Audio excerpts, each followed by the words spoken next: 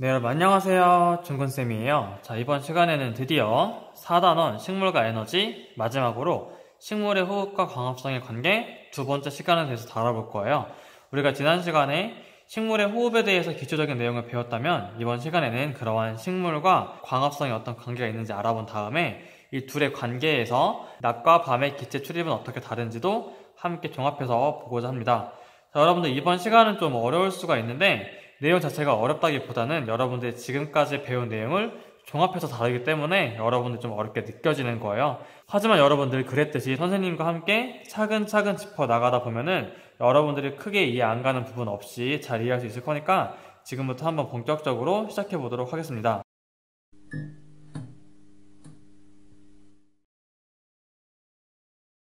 자, 여러분 여기 보시면 세 번째 호흡과 광합성의 관계가 나오는데요. 보시면 호흡 그리고 이제 광합성을 같이 볼 거예요. 여기 밑에 보시면 지금 잎이 있는데 잎에서 여러분들 지금까지는 광합성을 한다고 배웠는데 호흡은 잎뿐만이 아니라 모든 세포가 있는 곳에서는 다 한다 그랬어요. 즉 이 잎에서는 광합성뿐만이 아니라 호흡도 함께 일어난다라고 보면 되고 이 둘을 지금 한 사진에 놓은 거라고 보시면 돼요. 이 사진의 이름도 보면은 광합성과 호흡의 관계라고 나와 있죠. 그래서 둘을 한꺼번에 보려는 거구나라고 여러분들이 이해하시면 될 것 같습니다. 자, 여러분들 위에 보면은 지금 이렇게 광합성이라고 해가지고 광합성을 하려면 빛이 필요하잖아요. 그래서 낮 시간대는 이런 식으로 표시가 되어 있어요. 낮 시간대는 이런 식으로 표시가 되어 있고 그리고 물론 이때도 호흡을 하겠지만 광합성을 먼저 표시를 한 거고요. 밤 같은 경우는 광합성을 못하니까 호흡만 하겠죠. 이 경우는 밑에 이렇게 호흡이라고 표시가 되어 있어요. 이것도 한번 선생님이 색깔로 구분을 해볼게요. 이런 식으로 구분을 할 수가 있겠습니다. 자, 한번 차근차근 볼게요. 우리 광합성 같은 경우는 이미 배웠어요. 자, 어떤 게 필요해요? 광합성에 필요한 거는 첫 번째 빛, 그리고 두 번째 이산화탄소, 세 번째 물이 필요하죠. 그래서 이 세 가지가 공급되는 상황이고 그 결과 만들어지는 게 어떤 거라 그랬어요? 첫 번째 산소가 만들고 그리고 양분인 포도당이 만들어진다라고 했어요. 이 관계에 대해서 배우는 건데요. 여러분들 여기서 좀 초점을 둬야 할 거는 이거인 것 같아요. 광합성에서는 들어가는 기체, 즉 흡수하는 기체가 뭐예요? 이산화탄소죠. 이산화탄소에 인이라고 적어보고요. 방출하는 기체, 즉 기경을 통해서 나오는 기체는 산소죠. 이걸 아웃이라고 적어볼게요. 이걸 알아본 다음에 그 다음 호흡으로 넘어가 볼게요. 우리 밤에는 호흡만 하는데 호흡 같은 경우는 어떤 거라고 그랬어요? 첫 번째 호흡은 뭐가 필요하다? 여기는 포도당이 필요를 하죠. 포도당 그리고 산소가 필요해요. 즉 산소를 통해서 포도당이 분해가 됨으로써 뭐가 만들어진다? 여기는 생활에 필요한 에너지 혹은 화학 에너지가 만들어지고 그 결과 또 뭐가 만들어지냐면 여기 있는 것처럼 물과 이산화탄소가 만들어진다라고 볼 수가 있어요. 물 그리고 이산화탄소가 만들어진다라고 볼 수가 있는데요. 여러분은 또 들어가는 기체와 나가는 기체를 알아볼게요.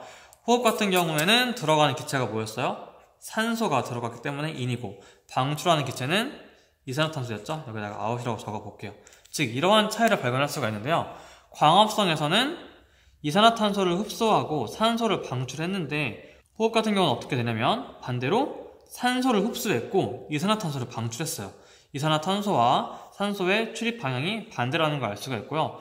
또한 알아볼 수가 있는 게 광합성에서는 물과 이산화탄소를 이용해가지고 포도당과 산소를 만들었다면은 호흡은 또 반대예요. 이렇게 만들어진 포도당을 다시 산소와 결합해서 포도당이 분해됨으로써 아까 광합성의 재료로 쓰였던 물과 이산화탄소가 호흡에서는 결과물로 만들어진다는 걸 알아볼 수가 있죠. 즉 광합성과 호흡이 되게 반대되는 양상을 알 수 있는데 또 한 가지 알아볼 수가 있는 게 광합성 같은 경우는 어떤 에너지? 빛 에너지를 흡수하죠. 이렇게 흡수하는 들어가는 모습인데 호흡 같은 경우는 어떤 에너지? 여기 있는 생활 에너지 혹은 화학 에너지가 방출돼요. 즉 광합성에서는 에너지가 흡수되는데 안으로 들어가는데 호흡은 에너지가 나온다. 밖으로 방출된다. 즉 광합성과 호흡이 되게 비교되는 부분이 많죠. 이런 부분에 대해서 여러분들이 그림으로 한번 정리해 보시면 될 것 같습니다.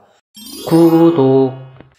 자, 여러분들 광합성이 일어나는 장소 우리 어디라 그랬어요? 광합성이 일어나는 장소는 잎에 있는 어디? 네, 맞아요. 엽록소가 있어서 초록 색깔로 보이는 엽록체에서 일어나기 때문에 보통 우리가 광합성이 일어나는 장소가 어디냐라고 물어봤을 때는 어디라 그래요? 보통 이제 입이라 그러죠. 입에서 일어난다라고 보는데, 자, 반면에 우리가 호흡이 일어나는 장소는 어디라 그랬어요? 호흡이 일어나는 장소는, 네, 맞아요. 호흡은 모든 세포에서 일어난다 그랬죠? 그래서 엽록체가 있는 잎에 한정되는 게 아니라 모든 세포, 즉 잎, 줄기, 뿌리, 열매, 꽃 다 호흡을 한다라고 여러분들이 알아두시면 되겠고요. 자, 시기를 볼 건데, 즉 광합성과 호흡이 일어나는 시간이 언제냐라는 거예요. 우리 광합성이 일어나려면은 당연히 해가 쨍쨍 있어야 되기 때문에 언제? 해가 뜬 낮 시간 동안. 아침부터 시작을 하겠지만 이제 낮이 가장 활발하겠죠. 그래서 이제 해가 떠 있는 낮 시간에 광합성이 일어난다면 호흡은 언제 일어날까요? 선생님, 광합성과 호흡은 반대니까 광합성이 낮에 일어나니까 당연히 호흡은 밤에만 일어날 거예요 라고 말하면 여러분들은 틀린 거죠. 여러분들 숨 항상 쉬잖아요. 밤에만 쉬고 뭐 낮에는 안 쉬나요? 아니죠. 식물도 마찬가지예요. 호흡은 항상 일어나기 때문에 낮과 밤에 모두 일어난다라고 여러분들이 알아두시면 될 것 같아요. 즉 광합성은 낮에만 일어나지만 호흡은 낮과 밤 모두 일어난다라고 여러분들이 알아두시면 되겠습니다. 여러분들이 이제 호흡이 광합성과 반대되는 분이 많다 그래서 호흡은 밤에만 일어나 라고 하면은 여러분들이 문제 풀 때 큰 오류를 발생하겠죠. 그래서 꼭 낮과 밤 둘 다 호흡이 일어난다는 거 여러분들이 한 번 더 강조하겠습니다. 흡수하는 기체와 방출하는 기체 볼 건데요. 사실 이건 아까 여러분들이 본 거예요. 광합성에서는 뭘 흡수해요? 네, 이산화탄소를 흡수를 하죠. 선생님이 화학식으로 적어볼게요. CO2를 흡수를 해요. 그리고 방출하는 건 어떤 걸 방출했어요? 네, 방출하는 기체는 바로 어떤 거였어요? 네, 방출하는 기체는 바로 산소, O2를 방출했어요. 근데 호흡은 반대였죠. 호흡은 이러한 산소를 흡수를 했고 광합성에서 흡수했던 뭐를 방출했어요? 이산화탄소를 방출했다는 걸 알 수가 있어요. 이렇게 흡수하는 기체와 방출하는 기체를 보면은 어때요? 광합성과 호흡이 서로 반대된다는 거를, 즉 기체 출입에 있어서 반대되는 양상이라는 거를 바로 알 수가 있겠죠. 그리고 나서 여러분들 에너지 형태를 볼 건데요. 에너지 형태가 어떤 뜻이냐? 쉽게 말해서 에너지 형태라는 거는 뭐 에너지 관계라고 여러분들이 이해를 해도 되는데 에너지를 흡수하는지 방출하는지 그거를 말하는 거예요. 자, 우리 광합성에서는 빛 에너지를 어떻게 해요? 빛 에너지를 흡수하죠. 그래서 여러분들이 이런 식으로 적을 수가 있을 거예요. 에너지를 어떻게 한다? 이 에너지를 흡수한다라고 보시면 되고요. 호흡 같은 경우는 어떻게 해요?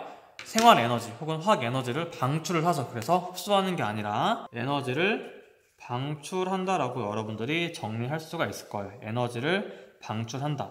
또 광합성과 호흡이 반대죠. 자, 그렇다면 에너지의 사용은 어떤지 한번 볼게요. 우리 에너지의 사용이 어떤 거냐 여러분들이 궁금해할 수가 있는데요. 쉽게 말해서 이걸 보시면 돼요. 우리가 포도당을 중심으로 보면 되는데요.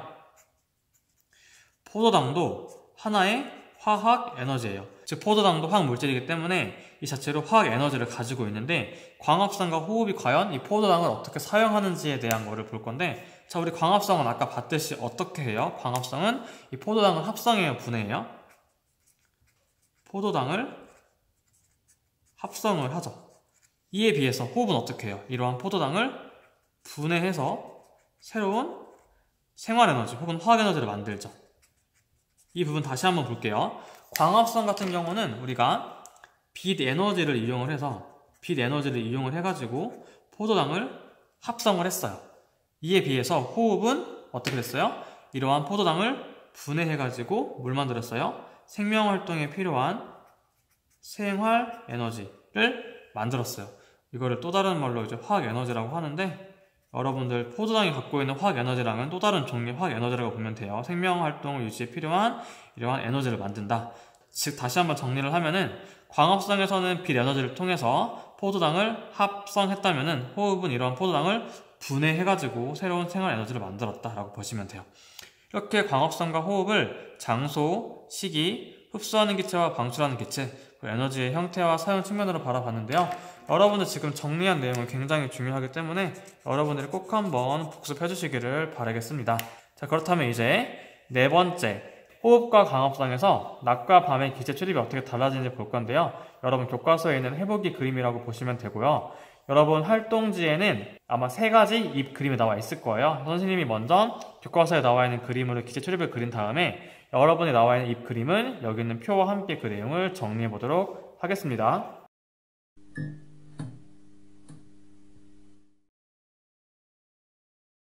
자, 우선 먼저 나무에 기체 출입 과정을 그려볼 건데요. 우선 낫을 보기 전에 밤부터 보도록 할게요. 밤이 더 간단하기 때문에. 우리 아까 봤었는데 낮에는 어떤 걸 한다고 했어요? 낮에는 광합성이 일어나고 또 뭐도 일어난다? 호흡이 일어난다. 근데 밤에는 햇빛이 없으니까 뭐만 일어난다? 밤에는 호흡만 일어난다는 걸 알 수가 있을 거예요. 그럼 이런 식으로 표시를 할 수가 있겠는데요. 선생님이 좀 진한 걸로 표시를 해볼게요. 어떤 게 흡수가 되냐면은 우리 호흡 과정에서 흡수하는 기체는 뭐예요? 네, 맞아요. 산소.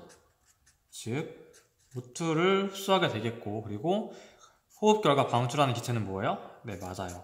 이산화탄소겠죠.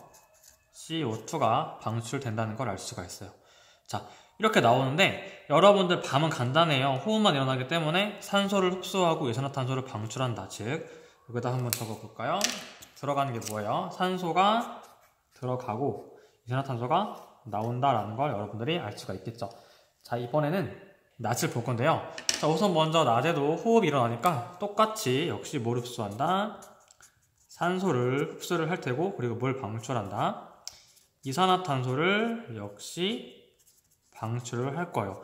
근데 우리가 아까 봤듯이 이 낮은 햇빛이 강할 때예요. 즉 아까 밤에서 햇빛이 없을 때와는 다르게 빛이 굉장히 강하기 때문에 광합성을 굉장히 활발하게 할 거예요. 자, 광합성을 한다는 거는 기체 출입이 어떻게 돼요? 우리 광합성에서 뭘 흡수해요? 광합성에서 흡수하는 거는 바로 이산화탄소를 흡수를 하고 뭘 방출하죠? 네, 맞아요. 산소를 방출을 하죠.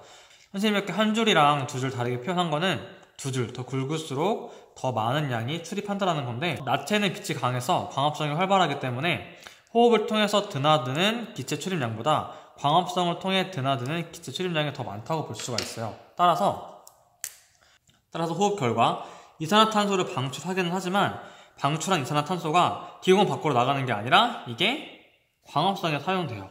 즉 광합성에서는 호흡 결과 발생한 이산화탄소를 흡수할 뿐만이 아니라 더 필요한 이산화탄소를 기공 밖에서 흡수를 한다라고 보시면 되고요. 자, 마찬가지로 호흡에서 산소를 흡수해야 되는데 광합성에서 이미 산소가 발생하고 있죠. 즉 더 많은 산소가 발생하기 때문에 광합성에서 발생한 산소를 흡수해가지고 호흡을 한다고 여러분들 이해를 하시면 돼요. 그래서 광합성에서 발생한 산소는 호흡에 필요한 만큼 공급이 되고 나머지의 양이 기공을 통해서 방출이 된다라고 보시면 돼요. 다시 한번 정리를 하면은 호흡 결과 이산화탄소가 나오는데 밤과는 달리 밤에는 호흡만 일어나기 때문에 발생한 이산화탄소가 기공을 통해서 나가요. 근데 낮에는 광합성이 일어나기 때문에 이산화탄소가 발생하기는 하지만 밖으로 나가지 않고 이게 모두 다 광합성을 하는데 다시 사용이 돼요. 그래서 오히려 흡수되는 기체는 뭐다? 이산화탄소가 흡수를 하게 되고, 이산화탄소가 흡수되고, 그리고 그 결과 산소가 발생하게 되는데 산소가 많이 발생을 해요. 따라서 호흡에 필요한 산소량을 여기서 공급을 할 수가 있기 때문에 밤에 호흡이 일어날 때는 산소를 외부에서 기공을 통해 흡수를 했는데 낮에는 외부에서 흡수할 필요가 없이 광합성에서 발생한 산소에서 충분 양을 보충을 하고 그 여분의 양이 밖으로 나간다라고 보시면 돼요. 즉 방출하는 기체는 뭐다? 산소다라고 여러분들이 아시면 되겠습니다. 자, 이렇게 보면은 낮과 밤의 기체 출입이 반대죠. 밤 같은 경우는 호흡만 하기 때문에 산소를 흡수하고 이산화탄소를 방출했어요. 근데 이제 낮 같은 경우는 광합성과 호흡이 같이 일어나요. 우리가 알다시피 광합성과 호흡은 방향이 반대예요. 호흡은 산소를 흡수하고 이산화탄소를 방출했다면은 광합성은 반대로 이산화탄소를 흡수하고 산소를 방출하는데, 우리가 낮은 아까 말했듯이 빛이 강해서 광합성이 굉장히 활발하다라고 봤어요. 즉 호흡량보다 광합성을 통해서 출입하는 양이 더 많기 때문에 둘이 합쳐보면은 결과적으로 이산화탄소를 흡수하고 산소를 방출하게 된다라고 여러분들이 정리할 수 있겠습니다. 구독. 자, 여기 보시면 여러분들 선생님이 표를 정리했는데 여러분들 교과서, 여러분들 활동지에 나와 있는 표와 같은 내용이니까 따라가시면 될 것 같아요. 자, 우선 먼저 낮을 볼게요. 자, 낮 같은 경우는 아까 말했듯이 광합성과 호흡 중에서 어떤 게 더 많다? 광합성 양이 호흡량보다 더 많다라고 했어요. 자, 여러분 이렇게 보시면 될 것 같아요. 광합성에서는 흡수하는 기체가 뭐였어요? 광합성에서는 이산화탄소를 흡수했죠. 그리고 뭘 방출했어요? 산소를 방출을 했어요. 그에 비해서 호흡은 산소를 흡수하고 이산화탄소를 방출을 했죠. 자, 한번 볼게요. 자, 광합성에서 흡수하는 이산화탄소의 양은 호흡에서 발생하는 이산화탄소 양보다 더 많아요. 따라서 광합성을 따라가가지고 CO2를 흡수하게 되겠죠. 따라서 기체 출입은 어떻게 된다? CO2를 흡수하게 된다. 즉 안으로 들어가게 되고, 자, 이번에 또 방출하는 기체가 어떤 건지 한번 볼게요. 광합성에서는 산소를 방출했고 호흡은 반대로 산소를 흡수했는데, 아까 말했듯이 호흡량보다 광합성량이 더 많기 때문에 방출하는 건 또 광합성을 따라가가지고 산소가 방출된다라고 볼 수가 있겠죠. 따라서 기체 출입을 보면은 결과적으로 산소를 방출하게 된다. 여러분들이 이렇게 이해하시면 될 것 같습니다. 자, 이렇게 정리를 해보고 아침과 저녁을 보기에 앞서서 밤을 한번 볼게요. 자, 밤 같은 경우는 여러분들 이렇게 광합성과 호흡이 있는데, 여러분들 단순히 그냥 호흡량이 많다라고 비교할 수 있겠지만, 좀 정확히 말하면은 그럼 밤에는 광합성이 일어나요, 안 일어나요? 안 일어나기 때문에 여러분들이 광합성에다가 X 표시 쳐놓고 호흡에다가만 동그라미 치면 되겠죠. 즉 호흡만 순수하게 일어나기 때문에, 자, 역시 들어가는 기체 나가는 기체를 보면은 호흡에서는 호흡만 하기 때문에 들어가는 기체는 산소가 되겠고 방출하는 기체는 이산화탄소가 될 거예요. 따라서 이거밖에 없기 때문에 기체 출입도 그대로 따라가면 되겠죠. 따라서 흡수하는 기체는 뭐예요? 네, O2를 흡수하게 되겠죠. O2를 흡수를 하고 어떤 거를 방출을 한다? 네, 맞아요. 여기 있는 것처럼 CO2, 이산화탄소를 방출하게 된다라고 여러분들이 정리하시면 되겠습니다. 자, 그 다음에 이제 아침, 저녁 볼 건데요. 아마 눈치가 빠른 친구들은 낮은 광합성과 호흡이 둘 다 일어나지만 광합성이 더 강해서 광합성의 기체 출입량을 따라가고 밤은 호흡만 일어나기 때문에 호흡의 기체 출입량을 따라가게 될 텐데, 아침, 저녁은 분명 둘이 같아지는 지점이 있지는 않을까라고 생각할 수가 있을 거예요. 네, 맞아요. 여러분, 이걸 위해서 그림 하나를 그려볼게요. 여러분, 하루 종일 식물의 호흡량을 관찰했을 때 식물의 호흡량은 크게 증가하지 않고 일정한 양상을 보여요. 여러분들 평상시에 숨을 쉴 때 어느 특정 시간대에 더 많은 숨을 쉬거나 더 적게 숨을 쉬는 건 아니잖아요. 고르게 숨을 쉬잖아요. 식물도 이렇게 큰 증가 없이 시간에 따라서 일정하게 숨을 쉬는데, 광합성 양을 보면 다음과 같을 거예요. 자, 보세요. 밤에는 광합성을 안 하다가 새벽을 지나서 아침이 되면은 점점점 이제 해가 뜨기 때문에 기온이 올라가요. 빛의 세기가 세지고 낮 시간이 되면은 광합성이 굉장히 활발해져요. 그러다가 낮이 지나고 해가 저문 다음에 저녁이 되면 감소하다가 다시 밤이 되면은 광합성을 안 하기 때문에 뚝 떨어질 거예요. 저 여기 있는 양은 이제 광합성 양이라고 보시면 돼요. 아까 이 초록 색깔은 호흡량이었고, 자, 이렇게 비교를 했을 때 여러분들이 이렇게 이해를 할 수가 있을 거예요, 아마. 자, 둘이 같아지는 지점이 있는데요. 자, 이렇게 보시면 될 것 같아요. 자, 둘이 같아지는 지점은 이제 해가 뜨기 시작하는 아침, 그리고 해가 저무는 저녁이고요. 그리고 광합성이 증가하는 이 구간은 우리가 낮 시간대라고 보면 돼요. 그리고 이 구간은 언제라고 보면 될까요? 이 구간은 우리가 밤이라고 보면 되겠죠. 이 구간은 밤이라고 보면 될 거예요. 우리가 앞에서 봤던 거랑 똑같아요. 낮 시간대에는 이 광합성량이 호흡량보다 더 높게 나타나죠. 이거에 비해서 밤은 어때요? 밤 같은 경우는 광합성을 못하기 때문에 호흡량이 더 높게 나타난다는 걸 우리가 확인을 할 수가 있고, 그 가운데 있는 아침과 저녁은 어때요? 아침과 저녁에서는 광합성량과 호흡량이 동일하다는 걸 볼 수가 있어요. 따라서 다음과 같이 정리를 할 수가 있겠죠. 표로 돌아가서 아침과 저녁은 광합성과 호흡량이 어떻다? 같다라고 우리가 정리를 할 수가 있을 거예요. 즉, 이게 어떤 뜻일까요? 밑에 기체 출입 한번 다시 정리를 해볼게요. 그럼 보시면 광합성에서는 역시 흡수하는 기체는 어떤 거예요? 네, 맞아요. 이산화탄소 CO2를 흡수를 하고 그 결과 방출하는 기체는 O2, 산소가 되겠어요. 호흡에서는 흡수하는 기체가 산소죠. 이 산소가 포도당과 만나 포도당을 분해함으로써 이제 발생하는 기체가 뭐예요? 맞아요. 바로 CO2고, 이 CO2를 방출한다는 걸 알 수가 있어요.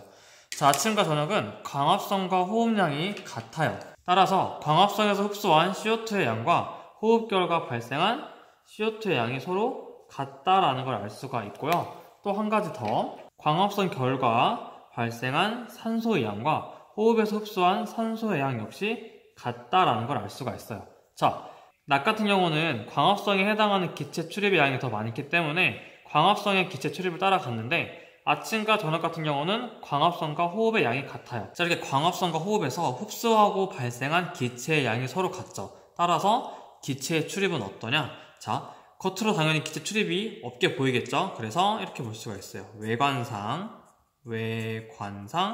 어떻다? 기체 출입이 없다라고 할 수가 있어요. 즉 낮에는 광합성량이 호흡량보다 많아서 CO2를 흡수하고 O2를 방출했고, 밤에는 호흡만 일어나서 O2를 흡수하고 CO2를 방출했던 것처럼 종류는 다르지만 기체의 출입은 존재했어요. 하지만 아침과 저녁 같은 경우는 광합성과 호흡량이 같아서 출입하는 기체의 양이 같기 때문에 외관상 기체 출입이 없다라고 여러분들이 정리할 수 있겠어요. 이때 외관상이란 어떤 말이냐? 자, 쉽게 말해서 겉으로 볼 때라는 거예요.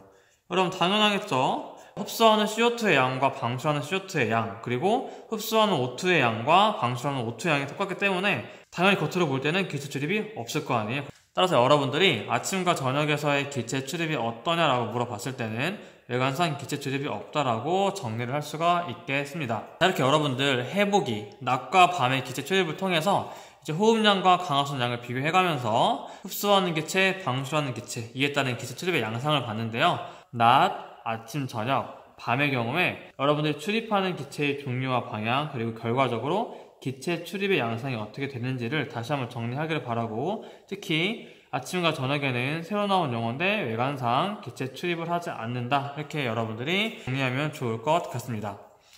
자, 이렇게 이번 시간에는 여러분 지난 시간에 이어서 식물의 호흡과 광합성의 관계에 대해서 심도 있게 알아봤어요. 처음 나온 그림을 통해서 광합성과 호흡을 한눈에 정리해봤고, 이 둘의 관계를 표로 한번 비교를 해봤어요. 더 나아가서 낮과 밤의 광합성과 호흡이 일어나면서 기체의 출입이 어떻게 달라지는지도 알아봤는데요. 이번 시간 내용은 선생님이 누누이 강조를 하지만 여러분들이 지금까지 식물과 에너지에서 배웠던 내용을 종합해서 배우기 때문에 내용도 많고 난이도도 가장 높다고 할 수가 있어요. 하지만 선생님이 꼼꼼하게 그림과 표로 정리해서 여러분들한테 알려준 만큼 여러분들이 이번 시간 2번, 3번 복습을 하면서 오늘 배운 내용을 자기 것으로 만드는 그런 시간을 가졌으면 좋겠습니다. 자, 이렇게 여러분 이번 시간을 끝으로 4단원 식물과 에너지를 마무리하게 되는데요.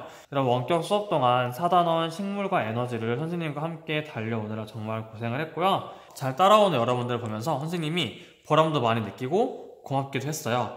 여러분 정말 고생 많았고, 다음 시간에는 선생님과 여러분이 등교 수업을 해서 만나든 이렇게 원격 수업을 해서 만나든 더 건강하고 웃는 모습으로 재밌게 수업을 한번 해보도록 해요. 자, 그럼 여러분 다음 시간에 봐요. 안녕.